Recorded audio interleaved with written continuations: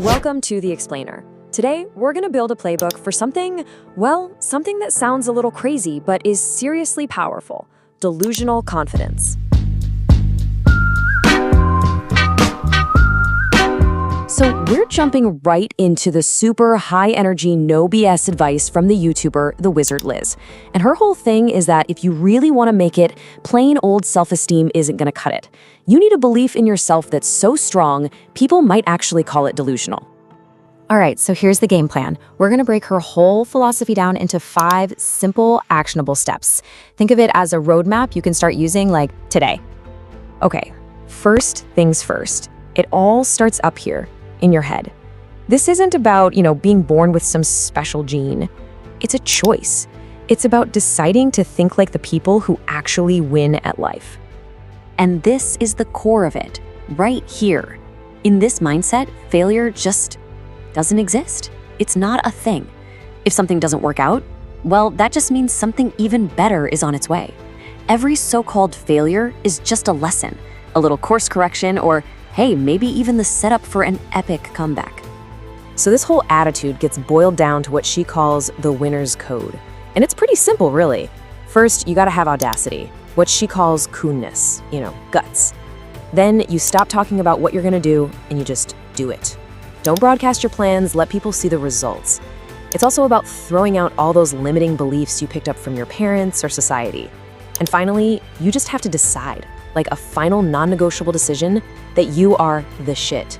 It's all about moving in silence and believing in yourself like crazy.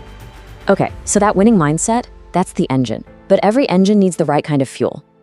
And that brings us to part 2. We need to redefine what real confidence even is. Because let's be real, what most of us have been told, it's probably wrong. So, what is real confidence? Sounds like a simple enough question, doesn't it? But the answer we're gonna get here kind of flips a lot of that typical self-help stuff on its head. Here it is. Confidence is being yourself, period. Without asking for anyone's permission on how you should live or act or be. It's not about trying to get everyone to approve of you. It's actually the opposite. It's being so true to yourself that you just don't need anyone else's validation anymore. And this chart just lays it out perfectly. On the left, you've got the common idea of confidence. Oh, just accept yourself, Accept that you're lazy, whatever. But look at the right. Real confidence is active. It's not about accepting your flaws, it's about having the discipline to work on them. It's about living your truth, walking your own path, whether people get it or not. Right, so this is huge. Confidence isn't some magical pixie dust that just falls on you one day. Nope, it's something you have to build, one action at a time. You literally have to earn it from yourself. And I love this way of thinking about it. You build confidence in yourself the same way you build trust with other people, by keeping your promises. Think about it, right? If your friend always bails on you, you stop trusting them. Well, it works the exact same way with yourself. Every time you break a promise to yourself, you're just chipping away at that self-trust. So, how do you do it? It's a 3-step process. First, you have to get out of your comfort zone. Your brain is designed to keep you safe and comfortable, but that's not where growth happens. Second, you gotta face your fears, over and over again. And third, and this is the big one, you have to keep the promises you make to yourself. And that's really the bottom line, isn't it? Confidence is all about putting your actions where your mouth is. It's like you have a confidence bank account. Every time you say you're gonna do something, and then you actually do it, cha-ching, you just made a deposit. You're building up this mountain of evidence that proves you can rely on yourself. Okay, so building that trust with yourself is absolutely key.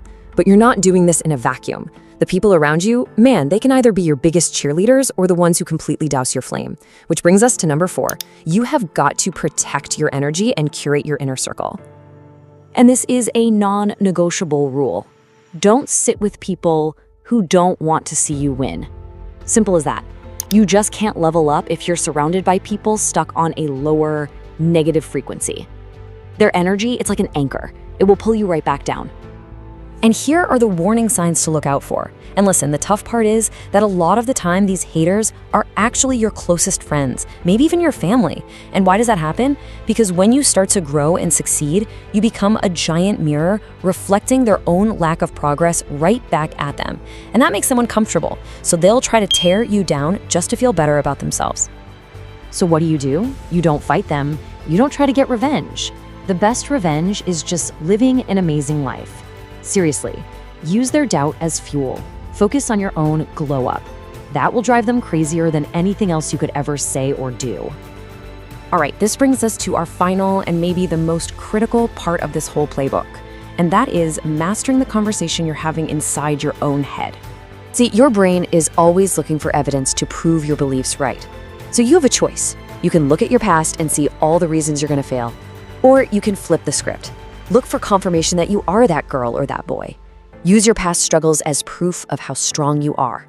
You got through that? Wow, you must be a total badass.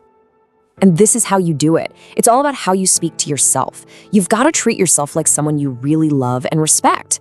Acknowledge your wins, big and small. Be kind to that inner child. Literally say out loud, "You're doing so good." Look, it's not about never having a negative thought. That's impossible. It's about how fast you can catch it and pivot back to a story that actually helps you. And here's a super practical tip. Change your phone's lock screen to an affirmation. Something like, "I am a walking miracle." You're basically tricking your own brain. You're surrounding your subconscious with these positive messages, so eventually it has no choice but to start believing them. So when you boil it all down, here's the deal. Confidence, audacity, this delusion, these aren't things you're born with. They're tools. They're choices you make every single day. So the question isn't whether you have them right now. The real question is, what reality are you going to start creating for yourself today?